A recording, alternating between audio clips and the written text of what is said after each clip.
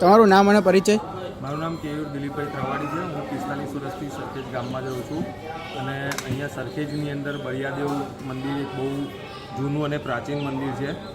ઘણા લોકો વર્ષો પહેલાં અહીંયા આગળ ગ્રામજનો ઠંડુ ખાવા આવતા હતા, જે પરંપરા ધીરે ધીરે વિચલિત થવા લાગી છે.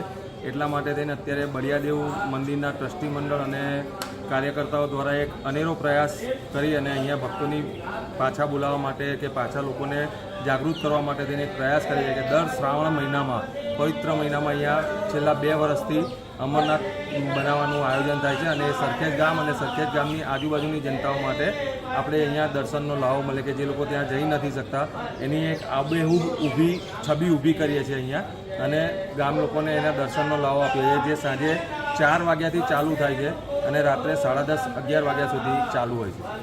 તમને આ શિવલિંગ બનાવવાનો વિચાર કેવી રીતે આવ્યો?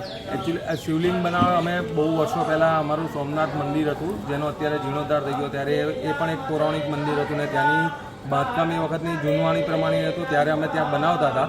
પણ પછી જ્યારે એનું નવીનીકરણ થયું ત્યારે એની સ્પેસ થોડી ખુલી ગઈ અને અમને બંધિયાર સ્પેસ નથી મળતી. પણ અત્યારે જ્યારે બળિયાદેવ મંદિરના ટ્રસ્ટીઓ અને ત્યાંના કાર્યકર્તા મિત્રોએ આવીને અમારી જોડે વાત કરી કે ભાઈ અમારે આવું કરવાનું છે, તો આ ગામની એક ભલાઈ માટે થઈ રહ્યું છે, આપણી એકતા અને યુનિટી માટે થઈ રહ્યું છે, એટલે અમે બધા જ ગ્રામજનો આની અંદર સહભાગી થઈએ છીએ.